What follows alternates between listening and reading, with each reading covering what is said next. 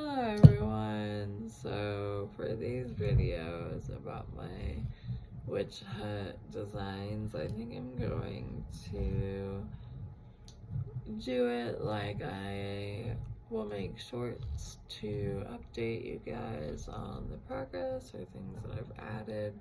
If you're someone who just wants to kind of see how it's going and follow along, but if you want to watch some of my longer videos where I kind of talk about how I put this together or the musings for the day, that I'm gonna film longer episodes so I can include that detail. So whether you have a few minutes to check out the update or 10 or so minutes to listen to whatever comes out as I work on it, then I figured it would be nice to give myself a space where I can really just go slow, because I am thinking really slow without having to feel like I'm not doing anything or progressing it. So if you're someone who likes to watch longer, kind of more chill videos, then this is the video for you. So I think I'm gonna start with kind of choosing my base colors for the different areas, because not only do I want to add grain detail, but I want to, with everything that I do, I want to try to add perspective. So with my little notches showing me where to put my witch hut, if I set it down, it fits. Here, let me flip it.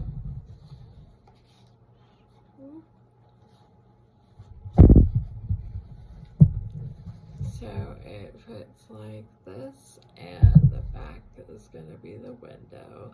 So thinking about it like perspective wise, if the light were shining on it from behind, then that would cause certain shadows.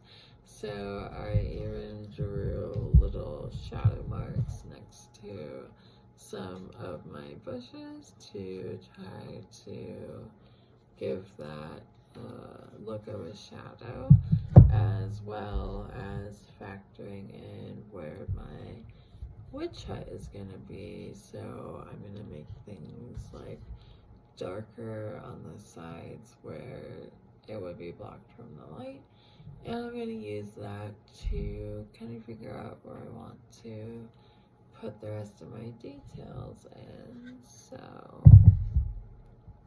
I'm gonna start adding different colored greens. I am really pleased with how this is coming together, and I'm glad I'm doing it in the way that I'm doing it, because I just like with everything that I've added, I've just been getting really excited to see it and put it together, because I'm finally starting to get to see it in my head, and I'm just excited with its progress. I really was trying to give this path like a winding magical feel, but starting small and getting larger to give that perspective of close and near. And I really like the layout of everything that I've done, so I'm not as concerned about covering up all my marks with my detail work, because the placement is already decided. So I'm gonna start, I think, with my darker greens on top of some of my darker marks, and I'll come through with it and some lighter colors for more detail. I got these paint markers a while ago when I was really struggling with being able to use my hands. Like, I really love painting. It's one of my favorite crafts, but I don't tend to do it very often just because it takes up a lot of my energy just to get like set up, like to go get water and brushes and clean the brushes and get a cup of water and make sure you don't spill that cup of water. It's just a lot of not just set up but like break down, and that's just like a lot of spoons for me to not get to just do art with the spoons that I do have. So I found these paint markers and I wasn't sure how I feel about them, but ever since having them, especially this specific brand, I really, really love these markers. I am so glad that I tried to find something that was accommodating me and have it work out so well. The thing that makes me laugh and the favorite thing about it for me is just how many surfaces that they say you can add this coloring to. You can add it to leather, paper, plastics, glass, wood, metal, stone, canvas, concrete, and fabric, just for good measure. And I literally, after I read all those things, I was like, is there anything left? Is there a surface area in the world, in reality, that they didn't cover? And it's interesting too because I kind of was doubtful on the fabric one because most markers you have to get just fabric markers for, but not only does this go well on fabric, it goes on well and stays on better than any of my actual just for fabric markers. So I really do recommend these. I guess we should probably include the brand in case you guys want to look into it. It is called T5. I don't know. That's a weird one. Here you go. It's these. I really love these, and there's so many color options, which again is great because I struggle mixing paints together because of my color blindness. So having them pre-mixed is another thing that I don't have to do spoon-wise, mental-wise, over and over. I do love painting with normal paint, so it's not like I only use my markers, but it's only for days when I have enough energy to, and those days have just been far and in between, so doing what I can with what I have. And I have a lot right now, so it's been a little discouraging, but I guess I don't want to even say but, it just has been discouraging, and there are times where life can be frustrating, and that's okay, but there's sometimes that things are frustrating because I am disabled, and those things kind of hit me. It can be hard. It can be hard to manage it all. I have a really hard time, honestly, keeping up with the days anymore. Like, we almost had an electrical fire these past few days, so maintenance men have been coming in and out of the house, which is fine, but they usually smell like cigarettes, and I am really sensitive to secondhand smoke.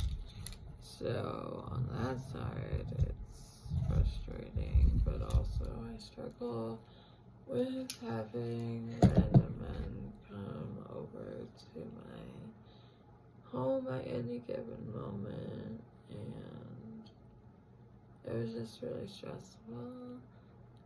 But I ordered myself some really cute shirts that have a different disability awareness images on it that I was really excited to get so I could try it on to see if it fit me. So I wanted to go down to the office where they have a package facility and also for regular mail. And I had to go down there with my partner because I can't open the storage drawer on my own. And I found some of the things that I ordered, but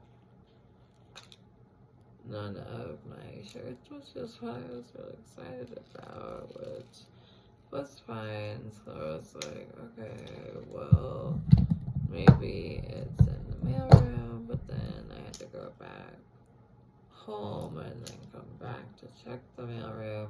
And I was pretty sure that I had grabbed the keys that had the mail key in it, but I did not. And unfortunately, on my way home, it started raining like out of nowhere, really hard, and my wheelchair is not waterproof, so I pretty much just had to find any kind of overhanging anything to get under, and that was covered parking spots in our property's lot. And I literally, like, the only thing that I could do was just wait for the rain to stop, which was a huge bummer. But then one of the maintenance men rolled by. They have these little, like, I don't know, they're not buggies. It's like if you were to go golfing, those little carts. He pulled up when he paused, and he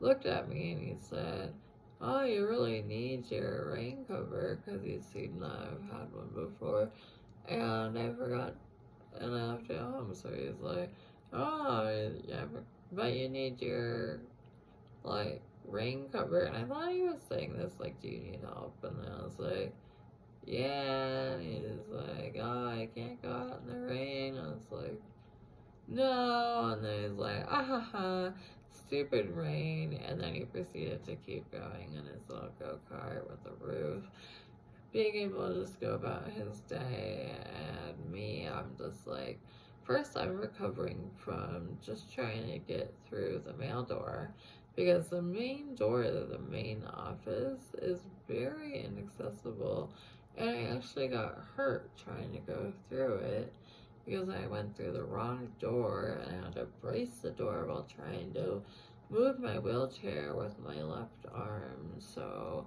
I went to a storage unit that I just wanted to be able to go to myself, but my partner had to come with me, and I just wanted to go get my mail, but I forgot my key, so I had to go back, and then I got caught in the rain, and the same maintenance person that was in my house smelling like smoke was just laughing at the fact that I was stuck in the rain. So to say it was a frustrating experience is really putting it lightly. I just really hate being trapped and stuck in those scenarios. Like when you're disabled and you feel so stuck like that, it just feels really scary. It feels like being trapped in a situation that I don't want to be in, and feel like really sad and sorry for myself. And then some guy comes by and laughs about it. It was just,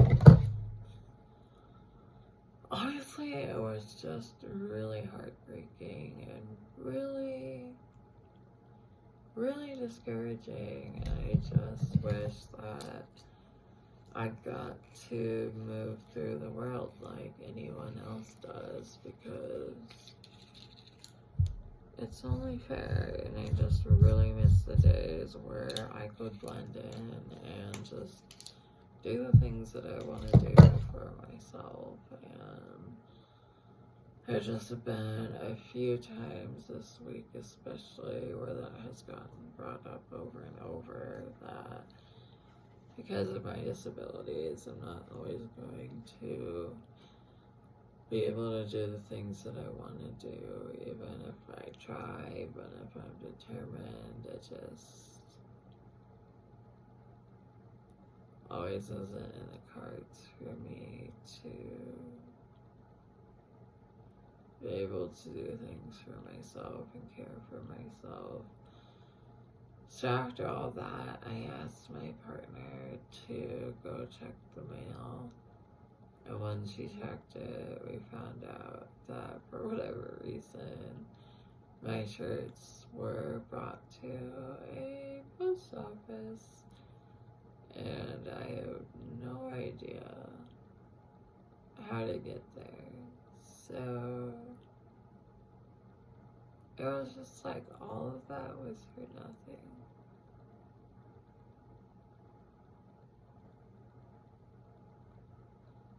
And when I have so little energy, like that kind of stuff just really drains on me.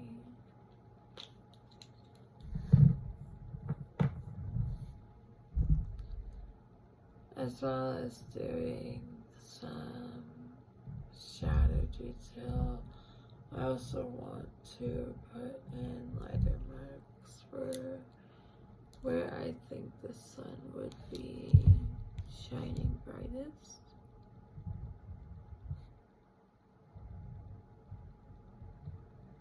So I'm not exactly sure what my method's gonna be here, but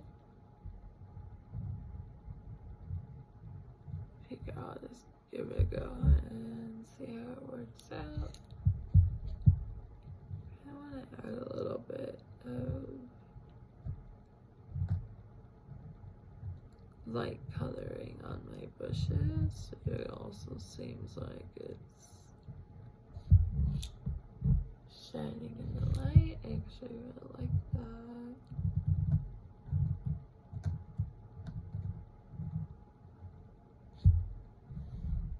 Yeah, I know it's just small, but I think having all these little things, all these shadow works and little light pitches as a total is really gonna look good in terms of building up perspective. I'm just glad most of these little pieces that I've added stand up on their own with the hot glue, because I thought I was gonna have to use wires or something like that, and my hands have just been a little bit too weak for wires, so luckily all I had to do was try out some foam and utilize a little hot glue. I'm tempted to put my lighter marks right on top of my greens, but I actually think that I need to let it dry a little bit, so I'm gonna do that and then keep adding detailing. Thanks for watching, and I'll see you in the next segment.